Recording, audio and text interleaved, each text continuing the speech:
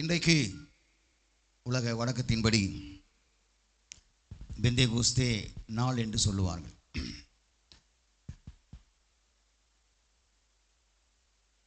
நாங்கள் இந்த திருவள்ளூர் பகுதியில் வந்த நாள் முதற்கொண்டு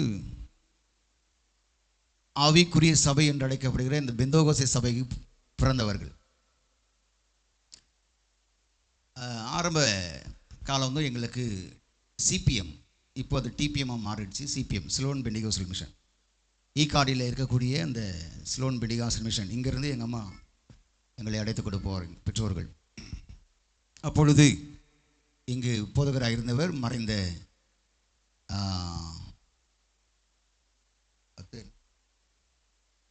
Benjamin, AJ Benjamin, pastor AJ Benjamin அங்கே போதகராக இருந்தார். அதன் பிற்பாடு இங்கே அருமையான ஆன்டி என்று நாங்கள் அழைப்போம் சகோதரி கருணாபாய் அவர்களும் கர்த்தருக்குள் மரித்திருக்கிறார்கள். அவர்கள் மூலமாய் எங்களுடைய அம்மா என்னை இடுப்பிலேயும் எங்கள் அண்ணனை கையில் பிடித்து கொண்டு போகிறத பார்த்து, பிள்ளை இது இங்கேயும் பெண்டிகாஸ்தே சபை தான், இங்கே வா அப்படின்னு சொல்லி அழைத்தார்கள். அப்போது சபை இங்கே ஜேஎன் ரோடு, இப்போது சம்பத்ராஜ் இருக்கு, அங்கே கட்டத்தொட்டி இருக்கும், அந்த இடத்துல சபை இருந்தது. அந்த சபையிலே நாங்கள் வளர்க்கப்பட்டோம். ஏன் சொல்கிறேன்னா, இந்த பெந்தேகோஸ்தே நாளில் அதை சொல்வதற்கு நான் மகிழ்ச்சி அடைகிறேன். ஆமென் சொல்லுங்களேன். ஆவிக்குரிய சபை, இது ஏன் பல நாட்களாய் எனக்கு அந்த காரியங்கள் எழுந்தது. ஒரு சாரார் ரோமன் கத்தோலிக்க, அது கத்தோலிக்க சபை, கிறிஸ்தவ சபையில் சேராது, அது கத்தோலிக்க சபை. அடுத்தது ப்ராட்டஸ்டன்ட், அதை மெயின்டைன் சர்ச்சஸ்ன்னு சொல்லுவாங்க, அவங்க மெத்தடிஸ்ட் மற்ற எல்லா சபைகளும் சார்ந்தது, சிஎஸ்ஐ டிஎல்சி மற்ற எல்லா சபைகளும் சார்ந்தது. அதுக்கு அடுத்தபடியாக பெந்தேகோஸ்தே சபைகள் என்று சொல்லி சுயாதீன சபைகள், அதில் சிபிஎம், விவாத இப்பொழுது இருக்கிற டிபிஎம், மாரநாதா, ஐபிசி, இப்படி பல ஸ்தாபனங்கள் இயங்கி கொண்டிருக்கிறது. ஆகவே இந்த பெந்தேகோஸ்தே உபதேசங்கள், பெந்தேகோஸ்தே அனுபவங்கள் இந்த நாள் வரைக்கும் அதை கடைபிடித்துக் கொண்டிருக்கிறவர்கள் தான் உண்மையான ஆவிக்குரியவர்கள், உண்மையான கிறிஸ்தவர்கள், உண்மையான பெந்தேகோஸ்தே சபைகள். இந்த பெந்தேகோஸ்தே என்பது சபை இல்லை, அது அதையும் கவனிச்சுக்கோங்க. அதுக்கு ஒரு பிரிவு இருக்காங்க. அது எந்த பிரிவுனா சர்ச் ஆஃப் கிரைஸ்ட், நாங்கள் கிறிஸ்துவின் சபை. ஏன்னா எங்கள் சபை பேர் தான் பைபிளையே போடப்பட்டிருக்குது, வேற எந்த சபை பேரும் போடல. கிறிஸ்துவின் சபையார் உங்களை வாழ்த்துக்கிறார், ஆகவே நாங்கள் தான் உண்மையான சபை, நாங்கள் தான் கிறிஸ்துவின் சபை என்று சொல்கிறார். அது எப்படி? அதெல்லாம் சொல்லின்னு போட்டோம். ஆனால் நாம் எல்லாருமே கிறிஸ்துவின் சபையார் தான். அல்லேலூயா. எல்லாருமே கிறிஸ்துவின் சபையை சார்ந்தவர்கள் தான். அவர் தான் தலை, நாம் எல்லாம் அவயவங்கள். கிறிஸ்து தான் தலையாக இருக்கிறார், நாம் எல்லாம் அவயவங்கள். ஏன் நம்மளுக்கு பெந்தேகோஸ்தே சபை நம்ம அப்போஸ்தல ஆராதனை ஸ்தலம் என்று வைக்கிறோம் என்று சொன்னால், எல்லாமே கிறிஸ்துவின் சபையாக இருந்தால் அடையாளம் தெரியாது என்பதற்காக தான் பெயரை நாம் வைத்திருக்கிறோம். எல்லாருமே ஸ்டீபன் ராஜன் தான் என்ன ஆகுது? அல்லேலூயா. எல்லாமே ஒரே பேராக இருந்தால் ஒன்றும் பண்ண முடியாது. அதனால் பெயர் வைக்கிறதுல ஒரு தப்பும் கிடையாது. பெந்தேகோஸ்தே என்று வைப்பதோ, ஆவிக்குரிய சபை என்று சொல்லுவதோ அதில் தவறு ஒன்றும் இல்லை. நமக்கு வேண்டியதெல்லாம் இந்த வேதத்தில் இருக்கக்கூடிய வசனங்கள் மட்டும்தான். இந்த வேதம் நமக்கு முக்கியம், தேவனுடைய வார்த்தை நமக்கு முக்கியம். அந்த வார்த்தையை நாம் பிடித்து கொண்டு எப்படியாவது நித்திய ஜீவனை சுதந்திரித்துக் கொள்ள வேண்டும் என்ற அந்த பிரதானமான நோக்கத்தோடு கூட நாம் செயல்படும் பொழுதுதான் ஆண்டவர் அதிலே பிரியமாயிருக்கிறான். அல்லேலூயா. சரி, பெந்தேகோஸ்தே ஆராதனை நடத்தும் போதே அருமையான பாசவங்க நிறைய காரியங்களை சொல்லியிருக்காங்க. பழைய ஏற்பாட்டில் இந்த பெந்தேகோஸ்தே என்ற வார்த்தை கிடையாது. ஆனால் புதிய ஏற்பாட்டில் அப்போஸ்தலர் 2ஆம் அதிகாரம் 1 வசனத்தில் சொல்லப்பட்டிருக்கிறது, பெந்தேகோஸ்தே என்னும் நாள் வந்த பொழுது என்று சொல்லப்பட்டிருக்கிறது. இந்த பெண்டிகாஸ்ட் அல்லது பெந்தேகோஸ்தே என்ற அந்த பெயர் அது கிரேக்க வார்த்தை. கிரேக்க வார்த்தை, கிரேக்க மொழியிலே, கிரேக்க வார்த்தையிலே பெந்தேகோஸ்தே என்கிற பெயர் வைக்கப்பட்டிருக்கிறது. அதுதான் பெண்டி அப்படின்னா 50 அல்லது 50 சொல்லுவாங்க. காஸ்ட் அப்படின்னா டே அப்படின்னா கவுண்டர் சொல்லுவாங்க. இதை சேர்த்து தான் பெந்தேகோஸ்தே நாள் என்று சொல்கிறார்கள். இதை எபிரேயில பழைய ஏற்பாட்டில் இந்த பெந்தேகோஸ்தே பண்டிகை இருந்திருக்கிறது. அதை ஒரு வசனத்தை மட்டும் நான் வாசித்து அதன் பிற்பாடு சத்தியத்துக்கு நேராக நான் துரிதமாய் ரொம்ப லகுவான எளிமையான வார்த்தையை தான் நான் உங்களோட கூட பேச போகிறேன். ரொம்ப இதில் ஆழமான சத்தியத்தை பேச நான் விரும்பலை. ஏன்னா நிறைய பேர் இன்றைக்கு பெந்தேகோஸ்தே என்றால் என்னென்ன தெரியாமல் இருக்கக்கூடிய நிலை. 30 வருடம் விசுவாசிகளாக இருக்கலாம், 20 வருடம் ரட்சிக்கப்பட்டவர்களாக இருக்கலாம், பெந்தேகோஸ்தே சபையில் இருக்கலாம். ஆனால் அது பெந்தேகோஸ்தேனுடைய ஆழங்களை நாம் தெரிந்து கொள்வது கிடையாது.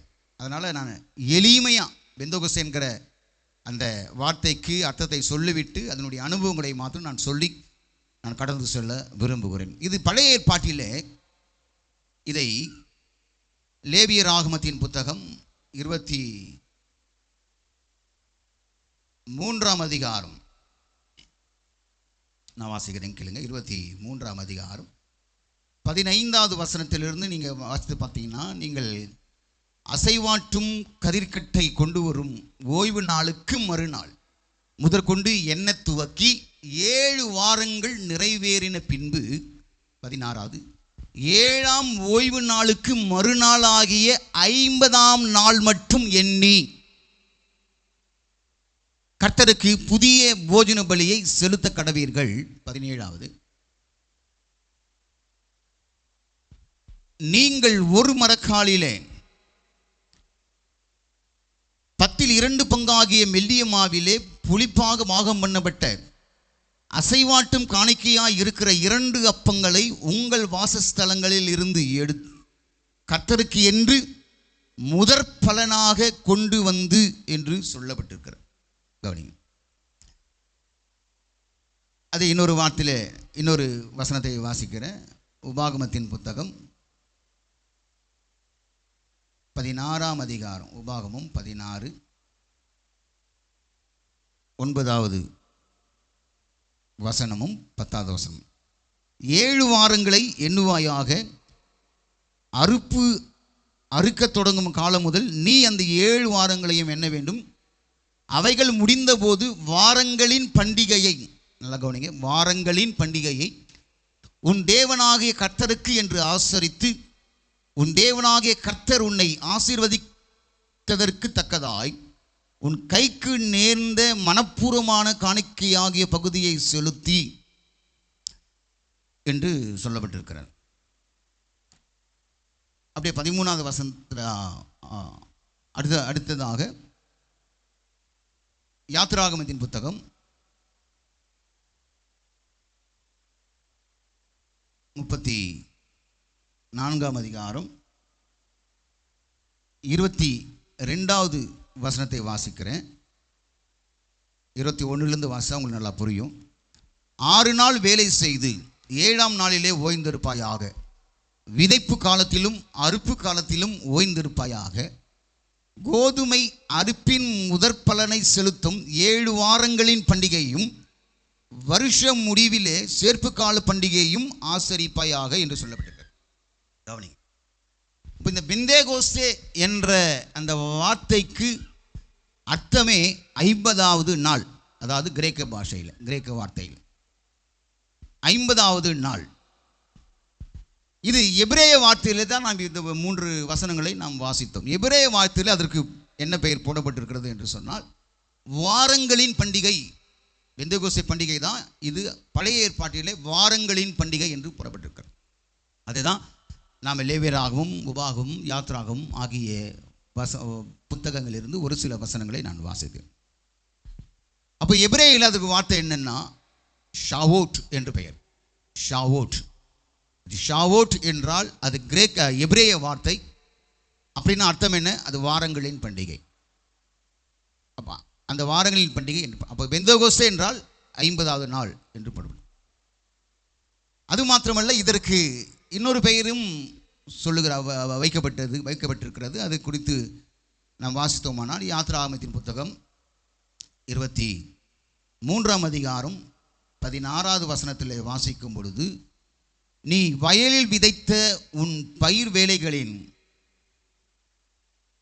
முதற்பலனை செலுத்துகிற அறுப்பு கால பண்டிகையையும், வருஷ முடிவிலே நீ வயலில் உன் வேலைகளின் பலனை சேர்த்து தீர்ந்தபோது சேர்ப்பு கால பண்டிகையையும் ஆசரிப்பாயாக என்று சொல்லப்பட்டிருக்கு.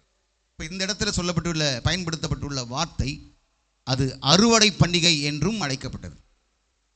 இப்போ பெந்தகோஸ்தே பண்டிகை என்று சொன்னால் அது வாரங்களின் பண்டிகை. அடுத்தபடியாக அறுவடை பண்டிகை இன்னொரு வார்த்தையும் பயன்படுத்தப்பட்டிருக்கிறது. அதை குறித்து நான் லேவியர் ஆகமத்தின் புத்தகத்தில் அதில் நாம் வாசித்தோம். அதில் முதல் கனிகளை செலுத்தும் பண்டிகை என்று போடப்பட்டிருக்கு. அப்போ இந்த பெந்தகோஸ்தே பண்டிகை என்று சொன்னால் கிரேக்க வார்த்தை, அதில் 50வது நாள் என்று அர்த்தம். இந்த 50வது நாளிலே வரக்கூடிய அந்த வாரங்களின் பண்டிகை அறுப்பின் பண்டிகை அல்லது முதற்கனிகளை செலுத்தும் பண்டிகை என்று அழைக்கப்படுகிறது. அப்படின்னா பஸ்கா பண்டிகைக்கு பிற்பாடு இது அனுசரிக்கக்கூடிய ஒன்று. அதான் அந்த பஸ்கா ஓய்வு நாள் ஆகிய மறுநாள், அந்த ஒரு நாள் கணக்கு எடுக்க மாட்டாங்க. 49 7 வாரங்கள் கொண்டாடணும். அந்த 7 வாரங்களை கணக்கிடணும். அந்த 7 வாரங்கள் 7 7 49, அந்த ஒரு நாள் ஓய்வு நாள் சேர்த்துட்டா அது 50வது நாள். அந்த 50வது நாளைத்தான் வாரங்களின் பண்டிகை, அறுப்பு பண்டிகை, அறுப்பின் பண்டிகை. அதான் நம்ம இன்னைக்கு மெயின்லைன் சர்ச்சஸ் எல்லாம் பண்ணுறாங்க. அது அறுப்பின் பண்டிகை, முதற்கனி செலுத்தும் பண்டிகை என்று சொல்லப்படுகிறது. அது எபிரேய வார்த்தை ஷாவோட் என்று சொல்லப்படுகிறது. அதுதான் வாரங்களின் பண்டிகை. இன்னொரு இந்த பழைய ஏற்பாட்டில் அதனுடைய ஒரு அடையாளமாக நாம் பார்த்தோம்னா, யூத பாரம்பரியம் சொல்லுகிறது, எகிப்திலே அடிமைகளாக இருந்த ஜனங்கள் எகிப்தை விட்டு புறப்பட்டு வருவதற்கு முன்பதாக பஸ்கா பண்டிகையை கொண்டாடி அது பிற்பாடு அவர்கள் வனாந்தரத்தில் நடந்து வருகிறார்கள். அப்படி நடந்து வரும் பொழுது 50வது நாளிலே தான் தீர்க்கதரிசியாக இருக்கக்கூடிய மோசே சீனாய் மலையிலே போய் தேவனிடத்திலிருந்து கட்டளைகளை வாங்கின நாள் என்று யூத பாரம்பரியம் குறிப்பிடுகிறது. அதாவது 50வது நாள் எகிப்தின் அடிமைத்தனத்திலிருந்து புறப்பட்டு, அந்த பஸ்கா பண்டிகை நிறைவேற்றி புறப்பட்டு வந்த அந்த நாள் முதற்கொண்டு 50வது நாளிலே சீனாய் மலையிலே மோசே ஏறுகிறார். கவனிங்க, எல்லாம் கைகளை தட்டி ஆண்டவரை மையப்படுத்துங்க. அந்த 50வது நாளிலே சீனாய் மலையிலே மோசே ஆண்டவரோடு கூட உறவாடி கொண்டிருக்கும் பொழுது 2 கற்பனைகளிலே கற்பனைகளை பெற்றுக்கொண்ட ஒரு நாள் இந்த 50வது நாள் என்று சொல்லுகிறார். இது புதிய ஏற்பாட்டில் நீங்கள் பார்த்தீங்கன்னா, பழைய ஏற்பாட்டிலே 50வது நாளிலே ஆண்டவருடைய வார்த்தையை பெற்றுக்கொண்ட நாள், அதாவது பிரமாணங்களை பெற்றுக்கொண்ட நாள், கற்பனை கட்டளைகள். புதிய ஏற்பாட்டிலே 50வது நாளிலே ஆவியை பெற்றுக்கொண்ட நாளாக இது இருக்கிறது. நல்லா கவனிங்க. தூக்கம் வருது இல்லை? நிறைய பேர் தூக்கம் வருது இல்லை? ஏன்னா இது நான் பேசுகிற பேச்சு அது மாதிரி இருக்குன்னு நினைக்கிறேன். அதனால தான் கைத்தட்ட சொன்னேன். ஒரு சிலருக்கு தூக்கம் தெரிஞ்சிருக்கு. பலமாக கைத்தர சொன்னேன். ஏன்னா பலமான காற்று பெந்தகோஸ்தே வீசிச்சு இல்லை? ஆமே. அதுவும் இடையில கொஞ்சம் இருக்கும். ஆமே. சரி, நல்லா கவனிங்க. உங்களுக்கு புரியுதுக்காக நான் நிதானமாக பேசிட்டு இருக்கேன். பழைய ஏற்பாட்டிலே 50வது நாள் வாரங்களின் பண்டிகையை கொண்டாடக்கூடிய ஒரு சூழ்நிலையிலே மோசே சீனாமல்லியனர் வார்த்தையை பெற்றுக்கொண்டார். இந்த புதிய ஏற்பாட்டிலே ஆவியை பெற்றுக்கொண்ட நாள் என்று சொல்லப்படுகிறது. இன்னொன்று, இந்த பழைய ஏற்பாட்டில் இன்னொரு அடையாளம் இதற்கு, இன்னொரு அடையாளத்தை நான் உங்களுக்கு சொல்கிறேன். 32ஆம் அதிகாரம், யாத்திராகமம் 32ஆம் அதிகாரம். அதான் அந்த கட்டளையை பெற்றுக்கொண்ட மோசே பெற்றுக்கொண்ட பிற்பாடு அவர் மலையிலிருந்து கீழே இறங்கி வரும் பொழுது ஜனங்கள் ஆண்டவரை மறந்து விக்கிரங்களுக்கு நேராய் சென்றார்கள். கவனிங்க, எல்லாம் பாருங்க, என்ன பாருங்க.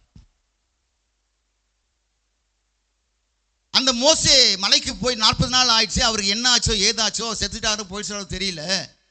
கீழே ஆரோன் இருக்கிறார். எதுவுமே தெரியவில்லை. அவர் வருவதற்கு காலம் தாமதமாகி கொண்டிருக்கிறதே என்று சொல்லி நினைத்து இந்த ஆரோன் ஜனங்களுடைய காதுகளிலும் கைகளிலும் மூக்குகளிலும் மூக்குத்திகளிலும் எல்லா கடகங்கள் எல்லாவற்றையும் கழற்றி அதை அவன் ஒரு கன்றுக்குட்டியை வார்ப்பித்தான். அதை செய்தான். அதை செய்ததினாலே அவர்கள் தங்களை கெடுத்து கொண்டபடியினாலே ஆண்டவர் மோசே கீழே இறங்கி போன்னு சொன்னார். எனக்கு கட்டளை வாங்கிட்டு இருக்கார். அந்த நேரத்தில் இறங்கி போ என்று சொல்றார். கீழே வந்து பார்த்தால் கன்றுக்குட்டிக்கு முன்பதாக ஒரே ஜாலியை ஆடி பாடிக்கொண்டிருக்கிறார்கள். அதனால்தான் அந்த நாட்களில் இருந்த பரிசுத்தவான்கள், பெந்தகோஸ்தே அனுபவம் உடையவர்கள், ஆராதனையில் ஆட்டமே இருக்காது. நல்லா கவனிச்சிங்க, ஆராதனையில் எந்த விதமான ஆட்டம் இருக்காது. அதாவது டான்ஸ் இருக்காது, ஆர்ப்பரிப்பு இருக்கும், சத்தம் இருக்கும். அங்கே எந்த விதமான அசைவுகள். ஏன்னா பலிபீடம் வந்து பரிசுத்தமானது. பலிபீடத்தில் அன்னி அக்கினி இறங்கக்கூடாது. பலிபீடம் மிகவும் தூய்மையானது, பரிசுத்தமானது என்பதற்காக அந்த நாட்களில் இருந்த பரிசுத்தவான்கள், இப்போ இல்லை, அந்த 30 வருடங்களுக்கு முன்பதாக வாழ்ந்த பரிசுத்தவான்கள் எல்லாரும் நடனம் ஆட மாட்டார்கள். ஆராதனையிலே ஆண்டவரை மாத்திரம் மகிமைப்படுத்துவார்கள். ஆனால் அங்கே பார்த்தீங்கன்னா இந்த இஸ்ரவேல் ஜனங்கள் கன்றுக்குட்டிக்கு முன்பதாக ஒரே ஆடல், நடனம், பாடல் பாடிக்கொண்டிருக்கிறார்கள். தேவன் கோபம் அடைந்து மோசேயை அனுப்பி அந்த மகள் அந்த ஜனங்கள், இஸ்ரவேல் ஜனங்கள் தங்களை கெடுத்துக் கொண்டார்கள் என்று சொல்லி அவர் அனுப்புகிறார். மோசே அந்த அந்த அந்த சம்பவத்தை பார்த்த உடனே அவன் மிகவும் வேதனை அடைந்து கற்பங்களை உடைக்கக்கூடிய ஒரு சூழ்நிலை உண்டாகும். அப்படிப்பட்ட ஒரு நிலையிலே அந்த மோசே சொல்லுகிறார். வசனத்தை வாசிக்கிறேன். 27வது வசனம், 32ஆம் அதிகாரம் 27வது வசனத்தில், அவன் அவர்களை நோக்கி, உங்களில் ஒவ்வொருவனும் தன் பட்டயத்தை தன் அறையிலே கட்டிக்கொண்டு பாளையம் எங்கும் உள்ளும் புறமும் வாசலுக்கு வாசல் போய் ஒவ்வொருவனும் தன் தன் சகோதரனையும் ஒவ்வொருவனும் தன் தன் சிநேகிதனையும் ஒவ்வொருவனும் தன் தன் அயலானையும் கொன்று போட கடவன் என்று இஸ்ரவேலின் தேவனாகிய கர்த்தர் சொல்லுகிறார் என்றார். லேவியின் புத்திரர் மோசே சொன்னபடியே செய்தார்கள். அந்நாளில் ஜனங்களில் ஏறக்குறைய 3000 பேர் விழுந்தார்கள். அல்லேலூயா. இது எப்போ நடந்ததுன்னா 50வது நாள். இது யூத பாரம்பரியத்தில் சொல்லப்பட்டுள்ள ஒரு காரியம். கவனிங்க, 50வது நாள் என்றால் என்ன? பெந்தேகோஸ்தே நாள், வாரங்களின் பண்டிகை, அறுப்பின் பண்டிகை, அறுவடை பண்டிகை, அறுப்பின் பண்டிகை, முதற்கனி பண்டிகை. கவனிங்க, அந்த சமயத்தில் பழைய ஏற்பாட்டிலே தேவனுக்கு விரோதமாய், அதாவது தெய்வத்தை ஆராதிக்காமல் அந்நிய தெய்வத்தை வணங்கி கொண்டிருக்கக்கூடிய சூழ்நிலையில் 3000 பேர் விழுந்தார்கள். அப்படின்னா செத்து போனாங்க. அதுக்கு அடையாளமே பார்த்தீங்கன்னா இந்த புதிய ஏற்பாட்டு சபை, இயேசுவின் இரத்தத்தினாலே கழுவப்பட்ட சபை, அன்றைய தினத்தில் 50வது நாளிலே 3000 பேர் ரட்சிக்கப்பட்டு சபையிலே சேர்க்கப்பட்டார். அல்லேலூயா. இன்னொன்று பார்த்தீங்கன்னா இந்த 50வது நாளில் தான் புதிய ஏற்பாட்டு சபை பிறந்தது. இப்போ நம்ம ஹாப்பி பர்த்டே பாடணும்னா இன்னைக்கு தான் பாடணும். அதாவது இன்னைக்குனா இன்னைக்கு இல்லை, உலக வழக்கத்தின்படி இன்னைக்கு. ஆமே. அப்போ நம்ம சபைக்கு பிறந்த நாள் இது. நம்ம எல்லாம் நம்ம ஹாப்பி பர்த்டே டு யூ பாடுறோம்ல, ரொம்ப சந்தோஷமாக கொண்டாடுறோம்ல. அப்போ நம்முடைய சபை எப்பொழுது பிறந்தது என்று சொன்னால் இந்த 50வது நாளில் தான் பிறந்தது. பழைய ஏற்பாட்டிலே 50வது நாளிலே வார்த்தை புறப்பட்டு வார்த்தையில பிறந்தது. அதாவது சோத்திரம். இன்னொரு பாரம்பரியம் சொல்வது, அப்பொழுதுதான் யூத சமயமே பிறந்தது என்று சொல்லுகிறார். யூத மார்க்கமே பிறந்தது, யூத சமயம் பிறந்தது. ஆனால் புதிய ஏற்பாட்டு சபையில் 50வது நாளிலே புதிய ஏற்பாட்டு சபை பிறந்தது. அதுவும் எப்படி பிறந்ததா? எதில பிறந்தது? சத்தத்திலே பிறந்தது. அப்படின்னா இன்னொரு விதத்தை நான் சொல்லணும், ஆவியிலே பிறந்தது. ஒரே சத்தம். இன்னைக்கு நிறைய பேருக்கு சத்தம் பிடிக்காது. நம்ம சபைக்கு ஒருத்தர் வந்துட்டு இருக்காங்க. அவருக்கு இந்த ஆராதனை பிடிக்கவே பிடிக்காது. அவர் என்கிட்ட நிறைய ஆர்கியூமெண்ட்லாம் பண்ணியிருக்காரு. கவனிங்க, இது என்ன சத்தம் போடுறீங்க ஐயா? நல்லா கவனிங்க, புதிய ஏற்பாட்டு சபை சத்தத்திலே தான் பிறந்தது. ஆமோதிக்கிறவங்க ஒரு அலையை சொல்லுங்க, என்னையா சத்தம் அப்படின்னு பார்த்தீங்கன்னா, அப்போஸ்தலர் 2ஆம் அதிகாரத்தை 1ஆம் வசனத்தை திருப்பி கொள்ளுங்க. அப்படியே திருப்பிங்க, வசனத்தை வாசிக்கிறேன். பெந்தேகோஸ்தே என்னும் நாள் வந்தபோது அவர்கள் எல்லாரும் ஒருமனப்பட்டு ஓரிடத்திலே கூடி வந்திருந்தார்கள். அப்பொழுது பலத்த காற்று அடிக்கிற முழக்கம் போல வானத்திலிருந்து சடுதியாக ஒரு முழக்கம் உண்டாகி அவர்கள் உட்கார்ந்திருந்த வீடு முழுவதையும் நிரப்பிற்று. அல்லாமலும் அக்கினி மயமான நாவுகள் போல பிறந்திருக்கும் நாவுகள் அவர்களுக்கு காணப்பட்டு அவர்கள் ஒவ்வொருவர் மேலும் வந்து அமர்ந்தது. அவர்கள் எல்லாரும் பரிசுத்த ஆவியினாலே நிரப்பப்பட்டு ஆவியானவர் தங்களுக்கு தந்தருளின வரத்தின்படியே வெவ்வேறு பாஷைகளிலே பேசத் தொடங்கினார்கள் என்று தொடர்ந்து நாம் ஒரு சில வசனங்களில் நாம் வாசித்து தெரிந்து கொள்கிறோம். ஆகவே புதிய ஏற்பாட்டு சபை 50வது நாளிலே பிறந்த சபை அது சத்தத்திலே பிறந்தது, அது ஆவியிலே பிறந்தது. இதுல ஒரு சில இது பரிசுத்த ஆவியானவர் ஊற்றப்பட்டதினாலே தான் பெந்தகோஸ்தே நாள் என்று. இல்ல, பெந்தகோஸ்தே நாள் ஏற்கனவே அனுசரிக்கப்பட்டது. அந்த பெந்தகோஸ்தே நாளிலே தான் இந்த ஆவியானவர் ஊற்றப்பட்டதினாலே அது ஒரு ஆவிக்குரிய அனுபவமாய் காணப்படுகிறது. உடனே சொல்லுங்களேன், அல்லேலூயா. ஆகவே எனக்கு அன்பான தேவனுடைய பிள்ளைகளே, அப்படிப்பட்ட ஆவியிலே பிறந்த, அது 50வது நாளிலே பிறந்த கிறிஸ்துவினுடைய சபை, அதிலே இருந்த அனுபவங்களை மாத்திரம் இந்த அப்போஸ்தலர் நடபடிகளில் இருந்தே நான் சொல்லி கடந்து செல்ல விரும்புகிறேன். இதைதான் யூதர்கள் ஆரம்ப நாட்களில் வாரங்களின் பண்டிகை, அர்ப்பின் பண்டிகையை கொண்டாடும் பொழுது அந்த 50வது நாளில், நான் ஏற்கனவே உங்களுக்கு சொல்லியிருக்கேன், கடந்த வாரம் செவ்வாய்க்கிழமை கூட நான் அதை தான் சொன்னேன். ஒரு யூத புருஷன், ஆண் மக்கள் யாவரும் யூதன், அதை குறித்து வசனத்தை உங்களுக்கு எடுத்து சொன்னால் கொஞ்சம் நல்லா இருக்கும்னு நினைக்கிறேன். யாத்திராகமம் வாசித்த வசனம் அதிகாரத்தில் 32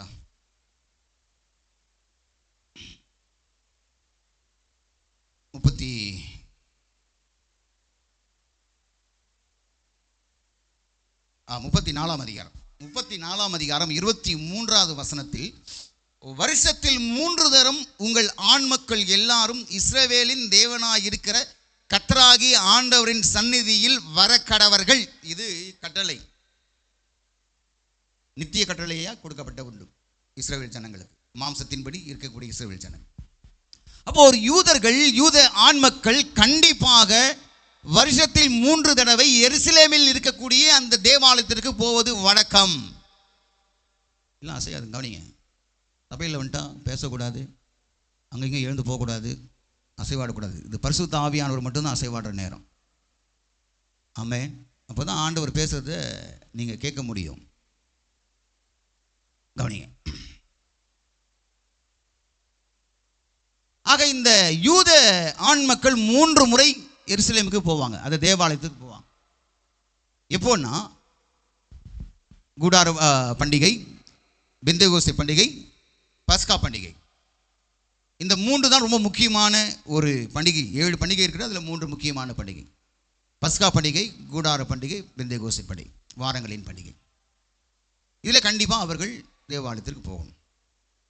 அப்படி அந்த பஸ்கா பண்டிகைக்கு போய் எருசலேமில் போய் தொடர்ந்து அந்த பண்டிகைக்கு அடுத்த நாளிலிருந்து 7 வாரங்கள் அந்த எருசலேமிலே இருப்பார்கள். யாருன்னா அந்த யூதர்கள். அந்த யூதர்கள் எங்கிருந்து வருவார்கள் என்று சொன்னால், யூதர்கள் சிதறடிக்கப்பட்டபடினாலே எல்லா நாடுகளிலும் அவர்கள் சிதறப்பட்டிருந்தார்கள். எல்லா நாடுகளிலும் சிதறப்பட்டிருந்த அந்த யூத ஆண்கள் எருசலேம் தேவாலயத்திற்கு வருஷத்தில் 3 முறை வருவார்கள். அந்த 3 முறை வரும்போது அதில் பஸ்கா பண்டிகை வந்தாங்கன்னா 7 வாரங்கள் அந்த எருசலேமிலேயே தங்கி இருப்பார்கள்.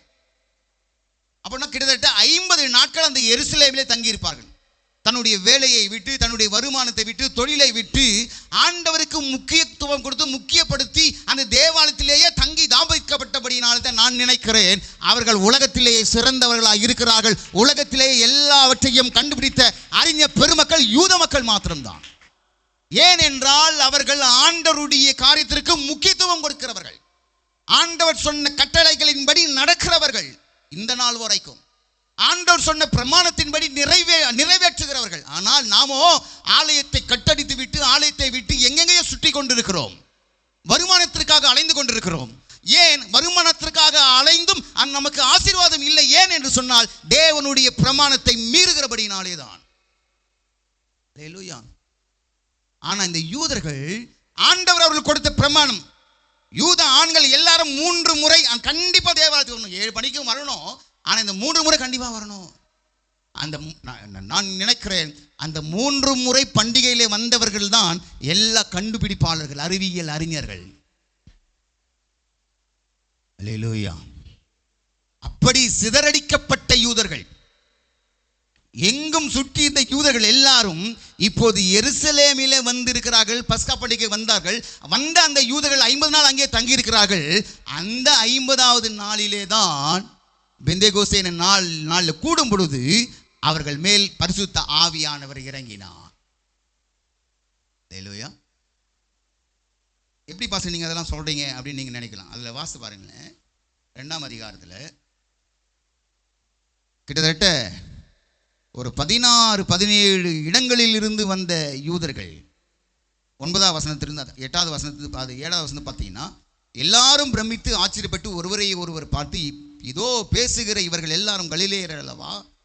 அப்படி இருக்க நம்மில் அவரவர்களுடைய ஜென்ம பாஷைகளை இவர்கள் பேச கேட்கிறோமே, இது எப்படி? பார்த்தரும் மேதரும் இலாமித்தரும் மெசபொத்தமும் அப்படியே எல்லாத்தையும் கீழே சொல்லிட்டு வந்து லாஸ்ட் அரபியருமாகிய நாம் நம்முடைய பாஷைகளை இவர்கள் தேவனுடைய மகத்துவங்களை பேச கேட்கிறோமே என்று என்றார்கள். எல்லாரும் பிரமித்தார்கள். ஹல்லேலூயா. எல்லாரும் பிரமித்தார்கள், பிரமிப்படைந்தார்கள். இந்த பெந்தேகோஸ்தே பண்டிகை ஒரு பிரமிப்பான பண்டிகை. ஹல்லேலூயா. பெந்தேகோஸ்தே பண்டிகை ஆண்டவருக்கு நன்றி செலுத்தும் பண்டிகை. கவனிங்க, இதிலிருந்து இருக்கக்கூடிய இந்த சொற்ப நேரத்தில் நான் ஒரு சில அனுபவங்களை மாத்திரம் நான் சொல்லி, கிட்டத்தட்ட நிறைய அனுபவங்கள் இருக்கிறது. நான் படித்தேன் நேற்று முந்தின நாள் உட்காந்து படித்தேன். அந்த அப்போஸ்தலர் ஃபுல்லாக படிக்கும்பொழுது பார்த்தீங்கன்னா அது நிறைய காரியங்கள் இருக்கிறது. ஆனால் அவைகளிலிருந்து ஒரு முக்கியமான காரியங்களை, அனுபவங்களை மாத்திரம் நான் சொல்லி கடந்து செல்ல விரும்புகிறேன். அப்போ பெந்தேகோஸ்தே அந்த 50வது நாள், வாரங்களில் பண்டிகையாய் கொண்டாடின அந்த நாள், இந்த 50வது நாளிலே பெந்தேகோஸ்தே பண்டிகை நாளிலே, பெந்தேகோஸ்தே நாளிலே ஏற்பட்ட அனுபவங்கள் என்ன என்பதை குறித்து நான் சொல்ல வாஞ்சிக்கிறேன். முதலாவது அனுபவம் தான் 2ஆம் அதிகாரம், அப்போஸ்தலர் நடபடிகள் 2ஆம் அதிகாரம் 1வது வசனத்திலேயே சொல்லப்பட்டிருக்கிறது. கவனிங்க, 1வது வசனத்திலேயே சொல்லப்பட்டிருக்கிறது. பெந்தேகோஸ்தே என்னும் நாள் வந்தபோது அவர்கள் எல்லாரும் ஒருமனப்பட்டு ஓரிடத்திலே வந்திருந்தார்கள். ஹல்லேலூயா. அப்ப பெந்தேகோஸ்தேனுடைய முதல் அனுபவமே என்ன தெரியுங்களா? பரிசுத்த ஆவியானவர் பொழிந்தருளப்பட்டார், பரிசுத்த ஆவியானவர் ஊற்றப்பட்டார், ஆவி ஊற்றப்பட்டது. எல்லாம் வாஸ்தவம் தான், உண்மையான காரியங்கள் தான். ஆனால் அதிலேயும் ஒரு விசேஷ முக்கியத்துவம் வாய்ந்த ஒன்று இருக்கிறது. பெந்தேகோஸ்தே என்னும் நாள் வந்த பொழுது அவர்கள் எல்லாரும் ஒருமனப்பட்டவர்களாய் கூடி வந்தார்கள். ஓரிடத்திலே கூடி வருகிறார்கள். அங்கங்கும் சிதறி இருக்கவில்லை. அவர்கள் தங்களுடைய வீடுகளில் அமர்ந்து ஆன்லைன் பார்த்து கொண்டிருக்கவில்லை. கவனிங்க, அவர்கள் ஒருமனப்பட்டவர்களாய் ஓரிடத்திலே கூடி வந்திருந்தார்கள்.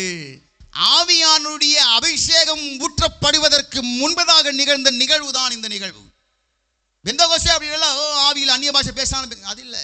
கவனிங்க, அவைகள் பேசுவதற்கு முன்பதாக, ஆவியானவர் ஊற்றப்படுவதற்கு, ஆவியானவர் இறங்குவதற்கு முன்பதாக பெந்தேகோஸ்தேனுடைய அனுபவம் என்பது என்ன? பெந்தேகோஸ்தேனுடைய அனுபவம் ஒருமைப்பாடு, ஒரு மனம், ஒற்றுமை, ஐக்கியம். அங்க சொல்லப்பட்டு 1ஆம் வசனத்தை அவர்கள் எல்லாரும், அப்ப அவர்கள் எல்லாரும்னா யாரு? யாரு?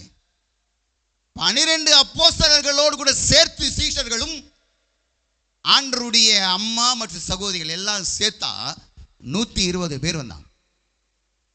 இந்த 120 பேர் எப்படி இருந்தார்களாம்? ஒரு மனமாய் இருந்தார்கள். இருப்பது எண்ணிக்கை தான் 120, ஆனால் அங்கே செயல்படுகிற இருதயமும் ஒன்றே ஒன்று மட்டும்தான்.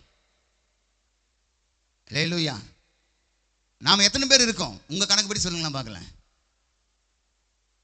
வாய் திறக்க மாட்டீங்களே. நம்ம இப்போ எத்தனை பேர் தோராயமா? சரி, நீங்க உங்க சபைக்கு எத்தனை பேர் பாஸ்? இதெல்லாம் கேட்பாங்க நிறைய பேர். சிஸ்டர் இங்கிருந்து அங்கே போகிறேன், கடம்பத்தூர்லேருந்து திருவள்ளூர் போகிறேன், உங்கள் சபையில் எத்தனை பேர் இருக்கிறாங்க கேட்பாங்க. இல்லை அவ்வளோ தூரம் ஏன் வரீங்க, பக்கத்தில் ஒரு வாங்கலை என்னன்னு எத்தனை பேரும் சொல்லிக்கிறீங்க? ரோசி நீங்கள் சொல்லுமா, கோச்சிக்க மாட்டீங்க. அவங்க தான் சொல்லிக்கிறாங்க, என் பேர் சொல்லி திட்டுங்க பாஸ்டர், நான் கோச்சிக்கவே மாட்டாட்டின்னு நிற்கிறாங்க. 150 பேர் வராங்க எங்கள் சபையில். நீ என்ன சொல்கிறீங்க? எல்வின்னு சொல்லு. நீங்கள் போகிற இடத்துலாம் வாசிக்க போகிறீங்க, நீங்கள் கண்டிப்பாக கேட்டுருப்பாங்க. 300 பேர் ஆகிறது இல்லை, 300 பேர்லாம் அவர் விசுவாசமாக சொல்லிட்டாரு. ஆமென். சரி, அப்போ 150 பேர், 300 பேர், 250 பேர், 200 பேர் எல்லாம் நாம் சொல்லுகிறோம். ஆனால் சிறு பிள்ளைகள் முதற்கொண்டு, அதாவது ஆத்துமாக்கள் அத்தனை பேர்களும் நான் லிஸ்ட் போட்டு பார்த்தா 248 பேர் வருது. அல்லேலூயா. எல்லாரும் வந்தாங்கன்னா இந்த சபை ஃபுல்லாக நிரம்பிடும். ஆனால் நிரம்பல. காரணம் என்ன? ஒருமைப்பாடு இல்லை, ஒரு மனம் இல்லை, ஒரு மனம் இல்லை. அப்போ ஒரு மனம் என்றால் என்ன? அவர்கள் 120 பேர் கூடினார்கள். அந்த 120 பேர் இருந்தாலும் ஆனால் அவர்களுக்குள் இருந்தது என்ன? ஒரே இருதயம், ஒன்னஸ். நமக்குள்ள இருக்கா?